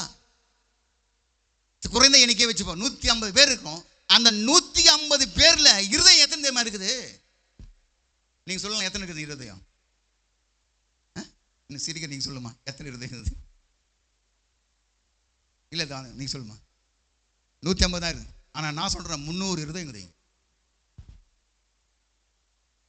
அல்லேலூயா. அப்படி இருந்தால் இந்த சபையிலே ஆவியானவர் ஊற்றப்படுவாரா? ஆவியானவர் அசைவாடுவாரா? நாம் எழுந்து போவோமா? இதெல்லாம் ஒரு ஒழுங்கீனமான காரியங்கள் நடந்து கொண்டு. அப்ப ஏன் இதெல்லாம் நடக்கிறது? ஏன் இப்படிப்பட்ட செயல்கள் செயல்படுகிறது? ஏன் நாம் அசட்டை பண்ணுகிறோம்? ஏன் உதாசீனப்படுத்துகிறோம்? ஏன் ஆண்டவருடைய சமூகத்தை நாம் அசட்டை செய்கிறோம் என்று சொன்னால் அதில் மூல காரணம் என்னன்னு பார்த்தீங்கன்னா ஒரு மனம் இல்லை. அப்ப ஒரு மனதிற்கு ரொம்ப முக்கியமான காரியம் என்னன்னு பார்த்தீங்கன்னா கீழ்ப்படிதல். ஒரு ஊழியக்காரன் சொன்னா அந்த வார்த்தைக்கு அப்படியே கீழ்ப்படியணும். ஒரு மூப்பர்கள் பெரியவர்கள் சொன்னா அந்த வார்த்தைக்கு அப்படியே கீழ்ப்படியணும். அல்லேலூயா. ஏன்னா என்ன வளர்த்த எங்க பெற்றோர்கள் அப்படிதான். பெற்றோர்கள் பேசும்போது நாம் குறுக்கிட்டு பேசக்கூடாது. எதிர்த்து பேசினாலே எங்க அப்பா அச்சு அண்ணன் ஷர்ட்லாம் கட்டி நிர்வாணமாக தான் அடிப்பார், ஓதிப்பார். ஏன்னா அவர் பேசும்போது எதிர்த்து பேசக்கூடாது, கீழ்ப்படியணும். தப்பே நான் பண்ணலனா கூட அவர்கள் அடிக்கும் போது வாங்கி கொள்ள வேண்டும். இதுதான் கீழ்ப்படிதல். அப்ப கீழ்ப்படிந்து நாம் ஆண்டவருடைய வார்த்தைக்கு செவிசாய்த்து நடக்கும் பொழுது மட்டும்தான் அங்கே ஒரு மனதின் ஆவி செயல்படும். அல்லேலூயா. நான் அடிக்கடி சொல்ற ஒரு வார்த்தை, நம்ம சகோதரர்கள் பார்த்தீங்கன்னா, சகோதரர்களுக்கு ஒரு பெரியவங்கன்னு பார்த்தீங்கன்னா ஒரு 12 பேர், ஒரு 15 பேர், ஒரு 20 பேர் இருக்கணும்னு வச்சுங்களேன். இந்த 20 பேரும் ஒற்றுமையா இருந்தால் நாம் நிச்சயமா இந்த திருவள்ளூரை அசைக்கலாம். ஆனால் அந்த ஒற்றுமை ஒரு மனம் தான் எங்கே இருக்கிறது என்று கேட்க வேண்டிய சூழ்நிலைக்கு நேராக நாம் தள்ளப்பட்டு இருக்கிறோம். அல்லேலூயா. ஒரு மனம் இருக்கா? ஒற்றுமை இருக்கா? ஒருமைப்பாட்டில் இருக்கா? ஆண்டவருடைய வார்த்தை நாம் ஒருமைப்பாட்டிலே தேறினவர்களாக இருக்க வேண்டும் என்று சொல்லி ஆண்டவர் அதிகமாக அதை விரும்புகிறார். வசனம் வாசித்து பாருங்க. நான் இதே அப்போஸ்தலர் நடவடிக்கையில் 2ஆம் அதிகாரம் 1ஆம் வசனம் வாசித்தோம். அதுக்கு அடுத்தபடியாக 46வது வசனத்தை வாசிக்கும் போது அவர்கள் ஒருமனப்பட்டவர்களாய் தேவாலயத்திலே அனுதினம் தரித்திருந்து. அப்ப ஒருமனப்பட்டவர்களாய் நாம் தரித்திருக்கக்கூடிய ஒரு நிலையில இருக்கும் பொழுதுதான் நாம் பெந்தகோஸ்தே அனுபவத்தை பெற்றுக் கொண்டிருக்கிறோம். நாம் பெந்தகோஸ்தே சபைக்கு போகிறதினால பெந்தகோஸ்தே அனுபவத்தை நாம் பெற்றுக்கொண்டோம் என்று சொல்ல முடியாது. அப்ப பெந்தகோஸ்தே அனுபவம் என்பது என்ன? முதல் அனுபவம் ஒரு மனம், ஒருமைப்பாடு. அப்ப ஒரு மனம் என்றால் என்ன? கருத்து வேறுபாடுகள் இன்றி நாம் இணைந்து செயல்படுவதுதான் ஒரு மனம். நிறைய கருத்து வேறுபாடுகள் இருக்கும், நிறைய முரண்பாடுகள் இருக்கும். ஆனால் அவைகளை களைந்து தேவ சமூகத்திலே வரும்பொழுது, தேவ சமூகத்திலே உங்களுக்கு பிரதானமாய் அல்லது உங்களுக்கு மெய்ப்பனாய் கொடுக்கப்பட்டிருக்கிற ஊழியக்காரனுடைய வார்த்தைக்கு இசைந்து கீழ்ப்படிந்து நடக்கும் பொழுது மட்டும்தான் ஒரு மனதின் ஆவி செயல்படும். அப்போதான் பரிசுத்த ஆவியானவர் அளவில்லாமல் ஊற்றுவார். அல்லேலூயா. அப்போதான் ஒரு மனம் நாம் செயல்பட முடியும். அப்ப ஒரு மனம் இருக்கக்கூடிய இடத்திலே கவனிங்க, அந்த ஒரு மனம் இருக்கக்கூடிய இடத்திலே நல்ல ஒரு அமைதி இருக்கும், நல்ல ஒரு வெற்றி நமக்கு கிடைக்கும். நாம் இன்றைக்கு நம்முடைய ஆவிக்குரிய ஜீவியத்திலேயும் ஆவிக்குரிய வாழ்க்கையிலேயும் நாம் தோல்வியை தழுவி கொண்டிருக்கிறோம். காரணம் என்ன? ஒரு மனம் இல்லை, ஒருமைப்பாடு இல்லை. 2 பேருக்குள்ளேயே ஒரு மனம் இல்லை. அல்லேலூயா. இந்த ஒரு மனம் இருந்தால்தான் அப்போதான் நாம் பெந்தேகோஸ்தே அனுபவம் உடையவர்களாய் நாம் இருக்கிறோம். அல்லேலூயா. 4:32 அதே அப்போஸ்தலர் 4:32 ஒரு வசனம் சொல்லப்பட்டு ரொம்ப அற்புதமான வார்த்தை. இதெல்லாம் நான் ரொம்ப எளிமையாக தான் உங்களோட சொல்றேன். ஒருவேளை உங்களுக்கு அது சுருக்குன்னு தான் நான் ஒன்றும் என்ன சொல்றது, அதுக்கு பொறுப்பில்லை. ஏன்னா ஒரு மனம் இல்லைன்னா தான் இல்லாதவர்களுக்கு தான் என்ன பாஸ்டர் இதை பேசுறாரு இதை பேசுறாரு என்னதான் பேசுறாரு சொல்ல நேரிடும், கூட்டம் கூட நேரிடும். ஏன்னா அங்க ஒருமைப்பாடு இல்லை. இங்கே வேறே ஆவி செயல்படுகிறதுனாலே தான் அந்த ஒருமைப்பாட்டுக்குள்ளே நாம் பிணைக்கப்பட முடியவில்லை. சாதாரணமானதல்ல. நான் ரட்சிக்கப்பட்ட ஞானஸ்நானம் எடுத்துறேன், ஞானஸ்நானம் எடுக்கலாம், ரட்சிக்கப்படலாம், எல்லாவற்றையும் செய்யலாம். ஆனால் ஆவியிலே ஒருமைப்பாடு இல்லாவிட்டால், ஆவியிலே ஒற்றுமையாய் ஒருமைப்பாட்டிலே ஒரு மனமாய் செயல்படாவிட்டால் எந்த விதத்திலேயும் நீங்கள் மாம்சமாயிருக்கட்டும் ஆவிய எந்த விதமான ஆசீர்வாதங்களையும் பெற்றுக்கொள்ளவே முடியாது. 1ஆம் அதிகாரம் 9வது வசனத்தில் தம்முடைய குமாரனும் தம்முடைய கர்த்தருமாய் இருக்கிற இயேசு கிறிஸ்துவுடனே ஐக்கியமாய் இருப்பதற்கு உங்களை அழைத்த தேவன் உண்மை உள்ளவராயிருக்கிறார். சகோதரரே, நீங்கள் எல்லாரும் ஒரே காரியத்தை பேசணும். கவனிங்க, ஒரு மனம் என்பதற்கு என்ன அர்த்தம், அடையாளம். அப்ப பெந்தேகோஸ்தே அனுபவம் உங்களுக்குள்ள இருக்கிறதா என்பதை நீங்கள் ஆராய்ந்து பாருங்கள். ஒரு மனம் என்பதற்கு வசனம் சொல்லுது, அப்போஸ்தலனாகிய பவுல் சொல்றார், சகோதரரே நீங்கள் எல்லாரும் ஒரே காரியத்தை பேசணும். ஒரே காரியத்தை நாம் பேசுகிறோமா? கவனிங்க. 2வது, பிரிவினைகள் இல்லாமல் ஏக மனதும் ஏக யோசனையும் உள்ளவர்களாய் சீர்பொருந்தி இருக்கவும் வேண்டும் என்று நம்முடைய கர்த்தராகிய இயேசு கிறிஸ்துவின் நாமத்தினாலே உங்களுக்கு புத்தி சொல்லுகிறேன். அல்லேலூயா. அப்ப ஒரு மனம் இல்லாமல் இருப்பதற்கு காரணம் என்ன? ஏக மனதும் ஏக சிந்தையும் நமக்குள்ளே இல்லை. அதற்கு மாறாக பிரிவினைகளும் கலகங்களும் சோத்திரம் இப்படிப்பட்ட மாம்சத்தின் காரியங்கள் செயல்பட்டு கொண்டிருக்கிறபடினாலே தான் ஒரு மனம் இந்த இடத்திலே செயல்பட முடியவில்லை. அப்படின்னா இன்னும் கொஞ்சம் ஒருபடி மேலே போய் நான் சொல்றேனே. அப்போ ஒரு மனம் செயல்பட முடியாமல் இருப்பதற்கு காரணம் என்ன? அது ஆவியானவர் இந்த இடத்துல கிரியை செய்வதற்கு செய்யாமல் இருப்பது காரணம் என்னன்னா, நாம் மாம்சத்திற்கு இடம் கொடுக்கிறோம். ஒரே காரியத்தை பேசுவது இல்லை. அப்ப இன்றைக்கு பேசப்படுகிற வார்த்தை என்ன? போன வாரம் நல்லா மெசேஜ் கொடுத்தார் அவர். கொஞ்சம் நான் அப்படியே நாசுக்கா அப்படியே சைலண்டா குத்தினார். ஆனா எல்லாருக்கும் புரிஞ்சிச்சா? எல்லாருக்கும் பிரயோஜனம் உள்ள வார்த்தை பேசினார். போன வாரம் லேட் ஆச்சு, இல்லை அதை நான் கண்டினியூ பண்ணான்னு பார்த்தேன். அல்லேலூயா. அப்ப பெந்தேகோஸ்தே அனுபவம் நல்லா கவனி. பெந்தேகோஸ்தே அனுபவம் என்பது முதல் அனுபவமே என்னன்னா ஒரு மனம். இது ஆண்டவர் என்றைக்கோ அவருடைய ஆதீனத்தில் எழுதி வைக்கப்பட்ட ஒன்று. பழைய ஏற்பாடு உண்டாவதற்கு முன்னமே, உலகங்கள் உண்டாவதற்கு முன்னமே அவருடைய ஆதீனத்தில் எழுதப்பட்ட ஒன்று இந்த ஒருமைப்பாடு. எப்படி நினைக்கிறீங்களா? எடுத்து பாருங்க. இப்போ அது ஞாபகம் வந்ததுனால உங்களுக்கு சொல்றேன். கவனிங்க. இந்த எபேசியர் இந்த 6 அதிகாரங்களும் ரொம்ப முக்கியத்துவம் வாய்ந்தது. இதில் தான் ஆண்டவர் இந்த ஒரு மனதை குறித்து இந்த 6 அதிகாரங்களிலுமே பேசியிருக்கிறார். அதை முதல்ல நீங்கள் பார்த்தீங்கன்னா, நான் வாசிக்கிறேன், கவனிங்க. இதை நான் ஏற்கனவே உங்களுக்கு சொல்லியிருப்பேன். 1ஆம் அதிகாரம் 9வது வசனத்தில் காலங்கள் நிறைவேறும் போது விளங்கும் நியமத்தின்படி பரலோகத்தில் இருக்கிறவைகளும் பூலோகத்தில் இருக்கிறவைகளும் ஆகிய சகலமும் கிறிஸ்துவுக்குள்ளே கூட்டப்பட வேண்டும் என்று தமக்குள்ளே தீர்மானித்திருந்த தம்முடைய தயவுள்ள சித்தத்தின் ரகசியத்தை எங்களுக்கு அறிவித்தார். அல்லேலூயா.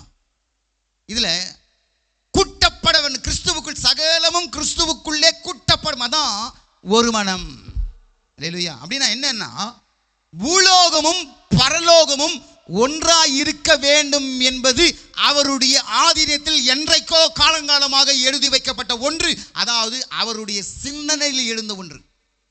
ஆதீனா என்னன்னு புரிஞ்சு போறீங்க. நான் இன்னும் லகுவா உங்களுக்கு புரிந்து கொள்வது சொல்றேன். அவருடைய யோசனையில், அவருடைய சிந்தனையில் எழுந்த ஒன்று என்னன்னா, பூலோகமும் பரலோகத்திற்கும் இடைவெளி இருக்கக்கூடாது. அந்த பூலோகமும் பரலோகம் எப்போதும் ஒன்றாய் இருக்க வேண்டும், ஒன்றாய் குட்டி கட்டி எழுப்பப்பட வேண்டும். இதுதான் ஆண்டவருடைய ஒரு எண்ணம். அப்படியே பார்த்தீங்கன்னா 2வது அதிகாரத்தில் நீங்கள் வீட்டில் போய் வாசி பாருங்க. இது எல்லாத்தையுமே சபைக்கு சம்பந்தப்படுத்தி சொல்லக்கூடிய ஒரு வார்த்தை.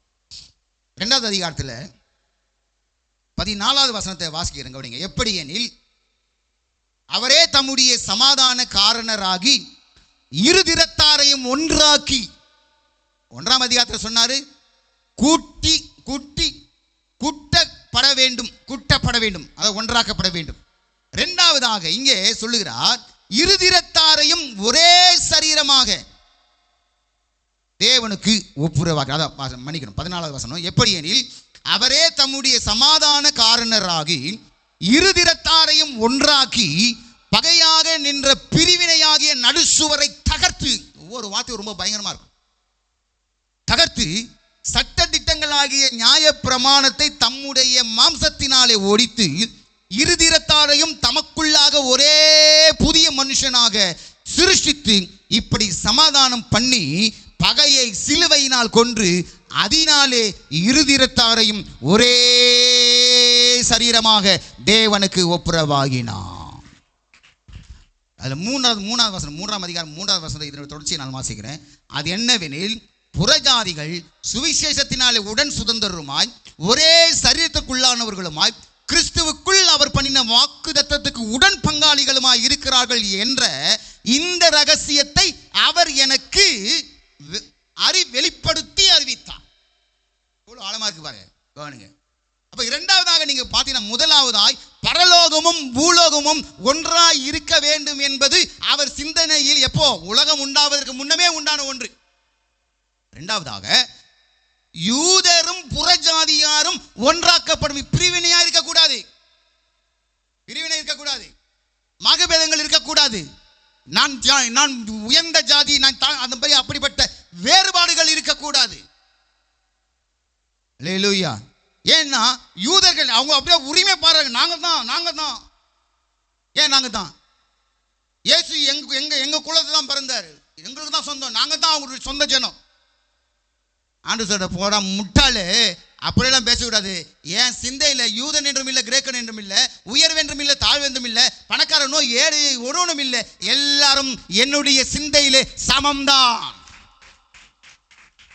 ஒரு மனம். அந்த சிந்தை என்றைக்கு நமக்குள்ளே வருகிறதோ அன்றைக்கு தான் பரிசுத்த ஆவியானவருடைய கிரியைகள் வெளிப்படும். அல்லேலூயா. சபையிலே ஆவியானவர் அசைவாடுவார், சபையிலே ஆவியானவர் கிரியை செய்வார். அப்போதான் நமக்குள்ளே இருப்பது பெந்தேகோஸ்தே ஒரு அனுபவம் இருக்கும். சோதித்து பாருங்க, உங்களுக்குள்ள ஒரு மனம் இருக்கா? எல்லாருக்கும் ஸ்தோத்திரம் பண்றோமா? எல்லாரையும் கனப்படுத்துறோமா? எல்லாரோடும் சமாதானமாய் இருக்கிறோமா? எல்லாரோடும் ஒன்றாய் நாம் பழகுகிறோமா? அல்லேலூயா. இல்ல, ஏன்னா அங்கே ஒரு மனம் இல்லை. நம்ம போறோம்னு வச்சுக்க, ரோட்ல எதுக்கு அப்படி அவங்க ஆவாது மட்டும் முறிக்கணும், அப்படி திரும்பி போயிடறாங்க. இப்படி இருந்தால் நீங்கள் பெந்தேகோஸ்தே அனுபவத்தை பெறவில்லை. பெந்தேகோஸ்தே அனுபவம் என்றால் என்ன? அவர்கள் எல்லாரும் ஒருமனப்பட்டு ஓரிடத்திலே கூடி வந்திருந்தார்கள். அல்லேலூயா. அதே 1 கொரிந்தியர்ல 11ஆம் அதிகாரம் 11ஆம் அதிகாரம் 17வது வசனத்திலிருந்து நான் வாசிக்கிறேன், கவனிங்க. 11:17. உங்களை புகழாமல் இதை குறித்து உங்களுக்கு கட்டளை கொடுக்கிறேன், நீங்கள் கூடி வருதல், கவனிங்க, ஒரு மனத்துக்காக நீங்கள் கூடி வருதல் நன்மைக்கு ஏதுவா இராமல் தீமைக்கு ஏதுவா இருக்கிறதே. அப்ப நாம கூடும் பொழுதெல்லாம் நன்மைக்காக கூடுகிறோமா? யோசித்து பாருங்க. நாம கூடினாலே அங்க என்ன ஆகுது? இல்லாத ஒரு நபரை பத்தி பேசிக்கொண்டு, அது தீமை. அப்ப நீங்க ஆவிக்குரிய தரத்தை குலைத்து போடுகிறீர்கள். ஆவிக்குரிய தகுதி, ஆவிக்குரிய வரம், ஆவிக்குரிய செயல்கள் ஆவியானவரே கிரியை செய்வதற்கு இல்லை. நீங்க மாம்சத்தில் செயல்படுகிறதுனாலே ஆவியானவருடைய கிரியைக்கு நீங்கள் விட்டு கொடுப்பது இல்லை. சத்தம் வராது, சத்தோட இதே என்ன சொல்லியிருந்த?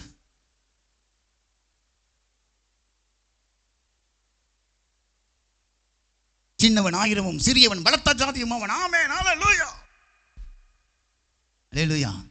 நீ இப்போது இருப்பதை காட்டிலும் 1000 மடங்கு ஆசீர்வாதம்.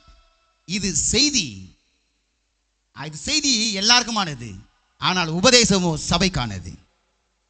செய்தி கேட்டு நீங்க நித்திய ஜீவனை சுதந்திரித்துக் கொள்ள முடியாது. ஆனால் உபதேசத்தை கேட்டு தான் நித்திய ஜீவனை சுதந்திரித்துக் கொள்ள முடியும்.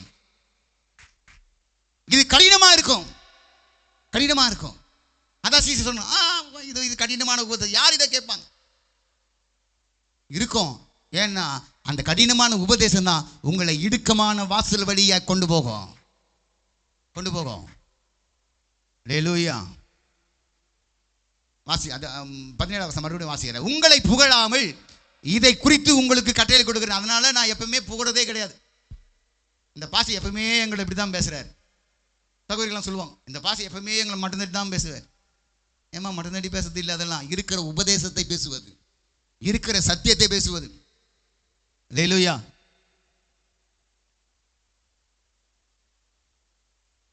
இவன் சொல்லுவான், என் பையன் கூட சொல்லுவார். இப்போ இல்லை, இப்போ சொல்ல மாட்டார், அது முன்னாடி சொன்னார். என்னப்பா என்ன டேடி நீங்கள் என்ன எதுவுமே அப்ரிஷியேட் பண்ணவே மாட்டேங்க, எவ்வளோ பண்ணலாம் அப்ரிஷியேட் பண்ணால் அதோடு அவருடைய வளர்ச்சி நின்று விடும். அப்ரிஷியேட் பண்ணால் அந்த இடத்துல பெருமை நுழைந்து விடும். ஆகவே தான் இல்லை இல்லை இன்னும் கொஞ்சம் பண்ணோம் அப்படி சொல்லிட்டே இருப்பேன். அல்லேலூயா.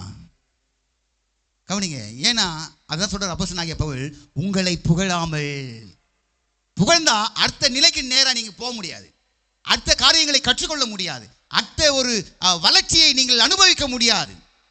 அதான் சொல்றாரு அப்போஸ்தலனாகிய பவுல், உங்களை புகழாமல் இதை குறித்து உங்களுக்கு கட்டளை கொடுக்கிறேன். நீங்கள் கூடி வருதல் நன்மைக்கு ஏதுவாய் இராமல் தீமைக்கு ஏதுவாய் இருக்கிறதே. முதலாவது, நீங்கள் சபையிலே கூடி வந்திருக்கும் போது உங்களில் பிரிவினைகள் உண்டென்று கேள்விப்படுகிறேன், அதில் சிலவற்றை நம்புகிறேன். அல்லேலூயா.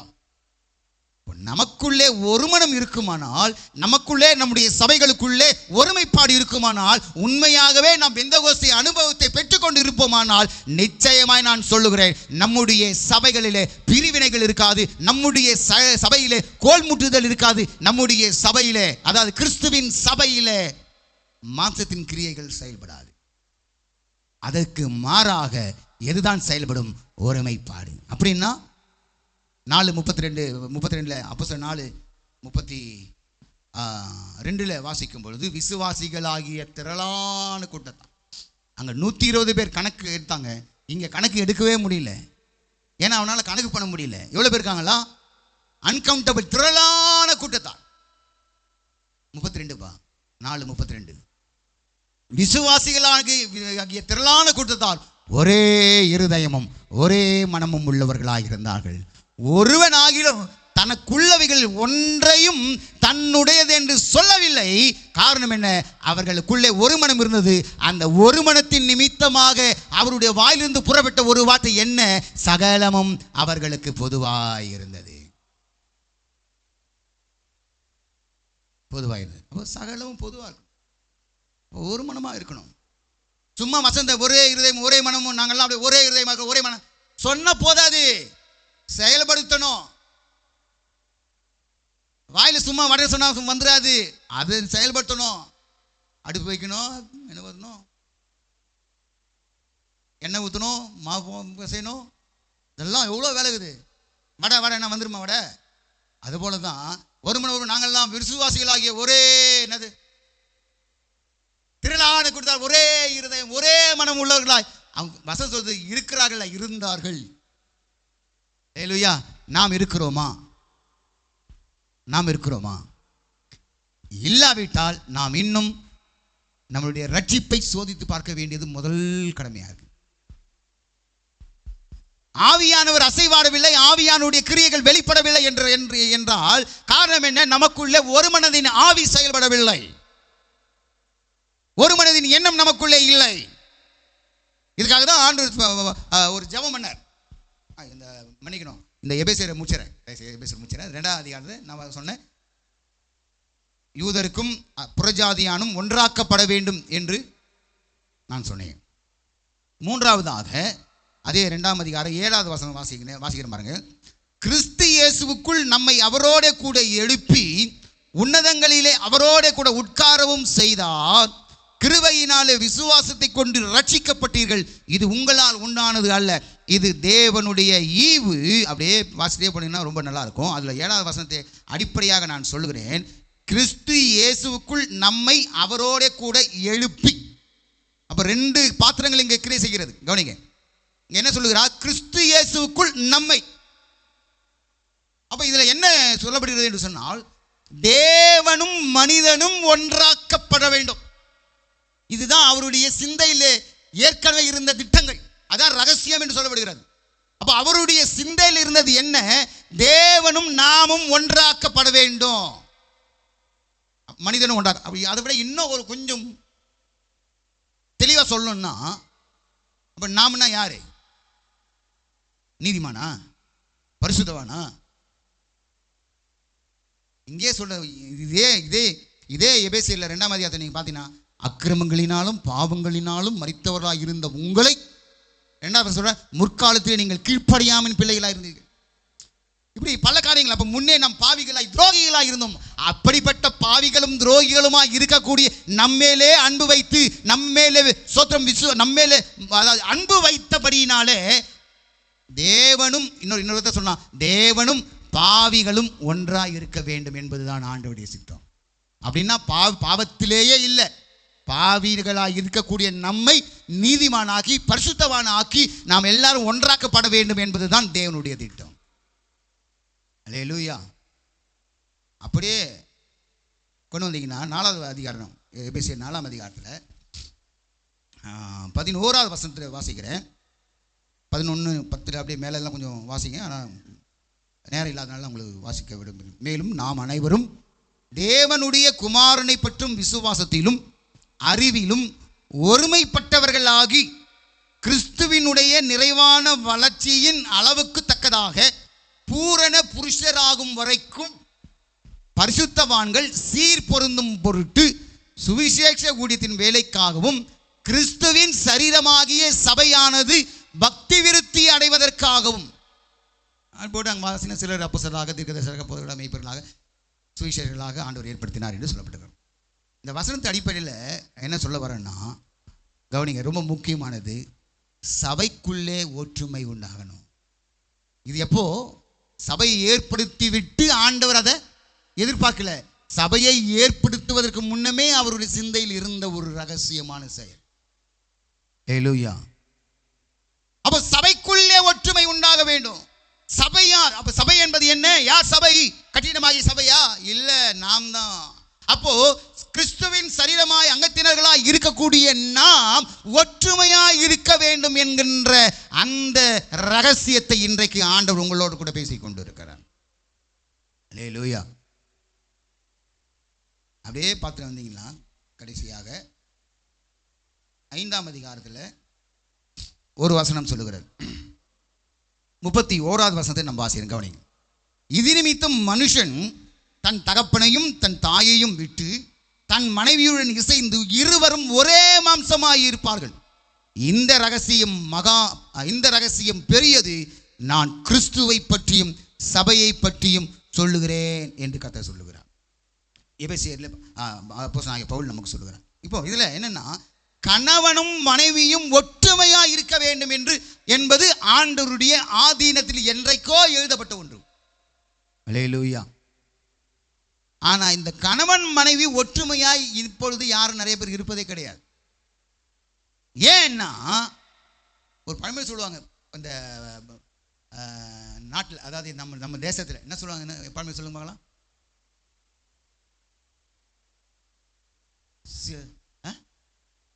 இவங்க 2 பேரும் ஒன்னா இருக்க முடியல, ஒற்றுமையா இருக்க முடியல. ஏன்னா அவர் இருவரும் ஒற்றுமையா இல்லாமல் இருப்பதற்கு காரணமே இடையில் இருக்கக்கூடிய கூத்தாடிகளினால் ஒற்றுமையாக இருக்க முடிவது இல்லை. அல்லேலூயா. கூத்தாடி அந்த அப்ப ஏன்னா இப்போ மனைவியிடத்திலோ அல்லது கணவனிடத்திலோ இவர்கள் இடைத்தரகர்களாய் செயல்பட்டு கொண்டிருக்கிற அந்த நபர்களுக்கு எதிர்த்து நிற்பீர்களே, ஆனால் அந்த ஒற்றுமையை யாரும் குறைக்க முடியாது. அதான் பழமை சொல்லுவாங்க, வீடு 2 பட்டா கூத்தாடிக்கு கொண்டாட்டமா. யாரு கொண்டாட்டம்? அவனுக்கு துடு கிடைக்கும், எல்லாம் கிடைக்கும், தம்ம ரசமும் கிடைக்கும். அவர் என்ன செய்வார்கள்? எப்படியாவது இவர்கள் இருவரும் ஒன்றாக இருக்கக்கூடாது, இதுக்கு ஏதாவது வேலை பார்த்துட்டே இருப்பாங்க. அல்லேலூயா. ஆனா ஆண்டவருடைய சித்தை, ஆண்டவருடைய என்ன தெரியுங்களா? உங்களை என்னையும் உருவாக்குவதற்கு முன்னமே, தாயின் கர்ப்பத்தில் உருவாக்குவதற்கு முன்னமே தெரிந்து கொண்ட தேவனுடைய எண்ணம் என்ன தெரியுமா? கணவனும் மனைவியும் ஒன்றாக இருக்க வேண்டும் என்பது அவருடைய சிந்தையில் எழுதப்பட்ட ஒன்று. அதுக்காக தான் ஆண்டு சொல்றாரு, இந்த ரகசியம் ரொம்ப ரொம்ப ரொம்ப பெருசுப்பா, மகா பெருசுப்பா. நான் எதை சொல்றேன் தெரியுமா? கிறிஸ்துவை பற்றியும் சபையை பற்றியும் சொல்லுகிறேன். நல்லா கவனிங்க. இவைகள் எல்லாம் நமக்குள்ளே இருந்தால்தான் நித்திய ஜீவன் என்கின்ற அந்த வாசலுக்குள்ளே நாம் பிரவேசிக்க முடியும். இல்லைன்னா முடியாது, இல்லை முடியாது. அல்லேலூயா. அப்படியானால் நாம் என்ன செய்யணும்? பெந்தகோஸ்தே அனுபவம். எத்தனை பேருக்கு பெந்தகோஸ்தே அனுபவம் இருக்குது? கை தூக்கு சொன்னால் கஷ்டம். ஆனால் உங்கள் மனசாட்சி சொல்லணும், எனக்குள்ளே அந்த பெந்தகோஸ்தே அனுபவம் இருக்கிறதா?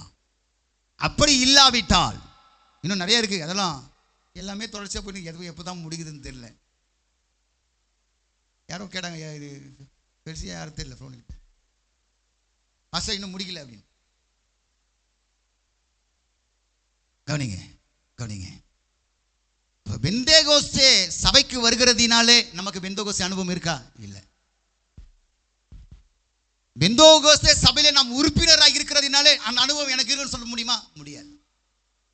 நீங்க எந்த சபைக்கு போனாலும் பரவாயில்ல, அதாவது கிறிஸ்தவ சபைக்கு சொல்றேன், எந்த சபைக்கு போனாலும் பரவாயில்ல, ஆனா அந்த இடத்திலே நீங்கள் ஒரு மனமாய் செயல்பட வேண்டும். ஒரு மனமாய் செயல்படணும். அந்த ஒரே மனம், ஒரே சிந்தை, ஏக சிந்தை உங்களுக்குள்ளே நமக்குள்ளே இருக்குமானால் அப்போதுதான் அந்த பெந்தேகோஸ்தே அனுபவம் நமக்கு உண்டாகும். கை தட்டி இருக்கணும். இன்னத்துக்கு தட்டலை, பரவாயில்ல, கோச்சிக்க மாட்டேன். அல்லேலூயா. அதனால தான் பாஸ்டர் ஜான் ஜெபரர் ரொம்ப அற்புதமான ஒரு பாடலில் பாடினார். ஸ்கேல் பிடிங்க வந்து பெந்தேகோஸ்தே அனுபவம், ரொம்ப அற்புதமான பாடல். பெந்தேகோஸ்தே அனுபவம் தாருமே. ஆனால் இந்த பெந்தேகோஸ்தே அப்படின்னு சொன்னாலே நம்ம எல்லாம் நினைவுக்கு வர்றது என்ன தெரியுமா? எங்களுக்கு இங்கே பேர் எங்களுக்கு என்ன தெரியும்? எங்கள் வீட்டார் பேர் பாஸ்டர் சொன்னார், என்ன பெந்தேகாஸ்ன்னு சொல்ல மாட்டாங்க பேர் கூட, பந்தகோஸ்துன்னுவாங்க.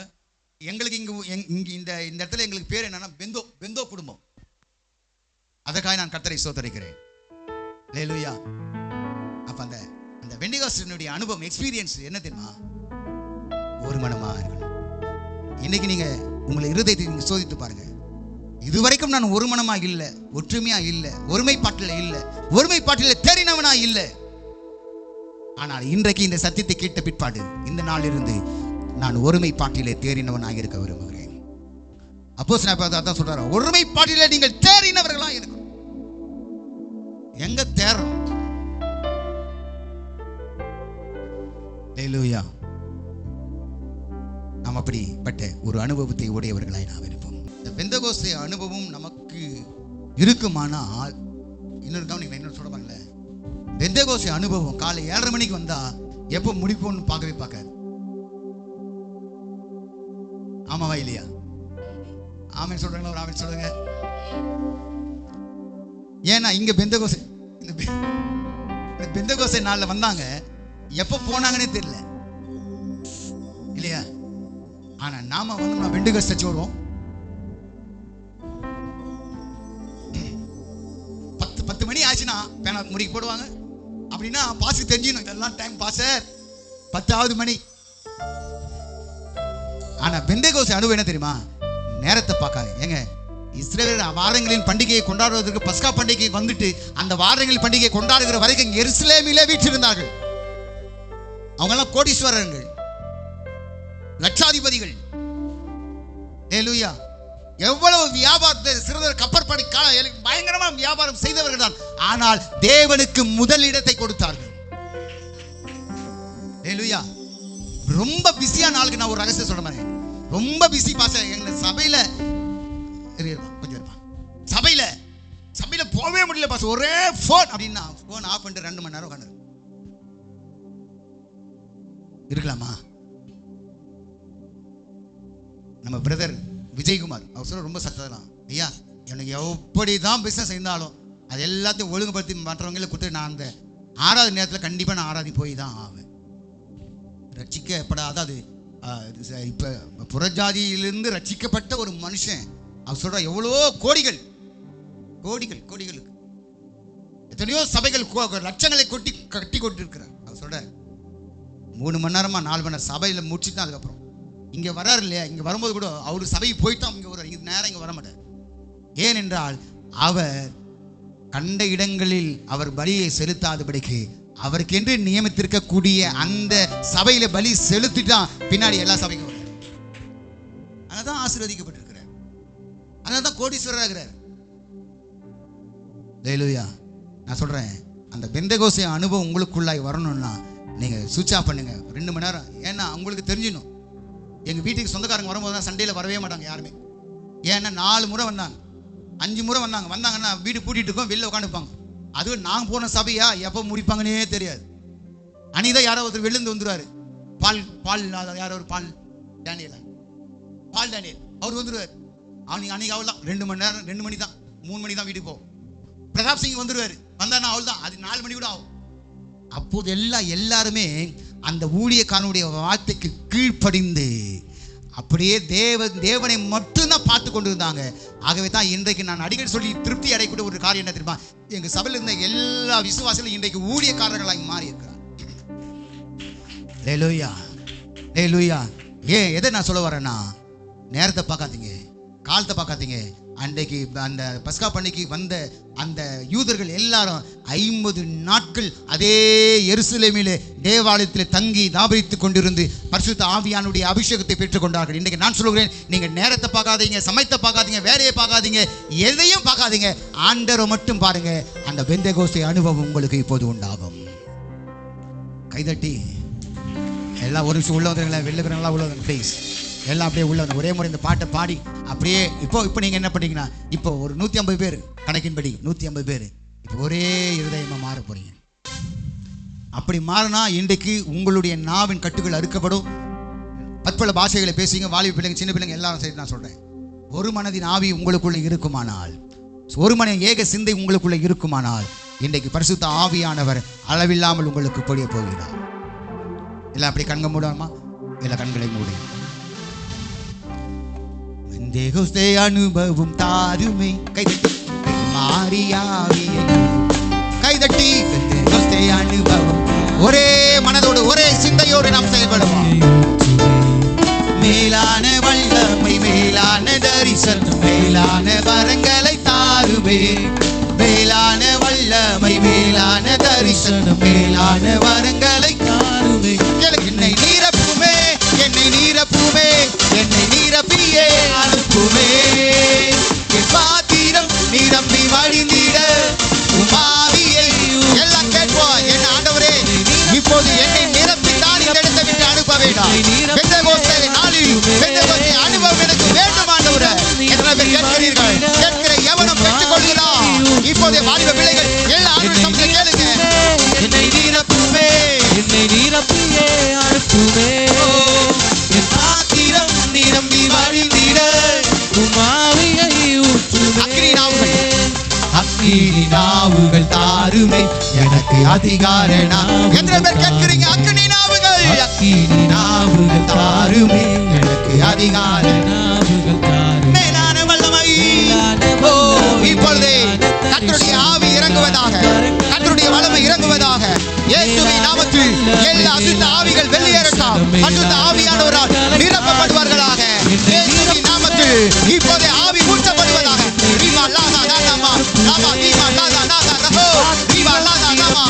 பரிசுத்த ஆவி இப்போது ஊற்றப்படுகிறது. இப்போது நீங்கள் பெற்றுக்கொள்ளுங்கள். பரிசுத்த ஆவியானுடைய வல்லமை, பல பாஷைகளை பேசுகிற வல்லமை இப்போது இறங்கிக் கொண்டிருக்கிறது. என்னை நிரப்பி அனுப்பினானவரை இன்றைக்கு வெறுமையாக அல்ல, நிறைவான அபிஷேகம், நிறைவான வல்லமை இப்போதே ஊற்றப்படுவதாக. ஒரு மனதின் ஆவி இறங்கட்டும், ஒரு மனதின் ஆவி செயல்படுவதாக. இப்போதே இப்போதே அற்புதங்கள் நடைபெறட்டும், அதிசயங்கள் நடைபெறட்டும். அனலான ஊழியம் தாருமே, ஜுவாலையாய் மாற்றுமே. அனலான ஊழியம் தாருமே, என்னை அக்கினி ஜுவாலையாய் மாற்றுமே. இன்றைக்கு இந்த இடத்தை விட்டு புறப்பட்டு போகும்போது நீங்கள் அக்கினி ஜுவாலையாய் புறப்பட்டு போக போகிறீர்கள். ஆவியின் மரங்களை உடையவர்களாய் புறப்பட்டு போக போகிறீர்கள். ஆவிக்குள்ளாக்கக்கூடிய ஒரு அனுபவம் உண்டாக போகிறது. எல்லாரும்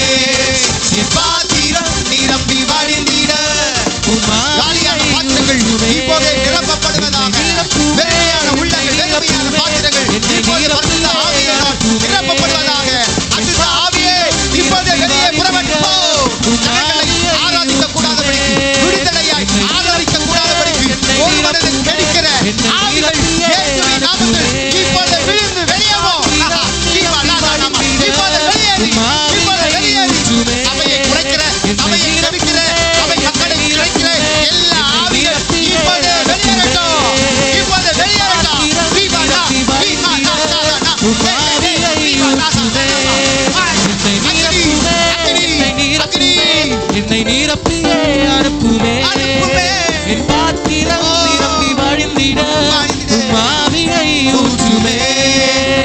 நிரப்புமே, என்னை நிரப்புமே, நிரப்பியே அனுப்புமே. என் பாத்திரம் நிரம்பி வழிந்திட ஆவியை ஊற்றுமே.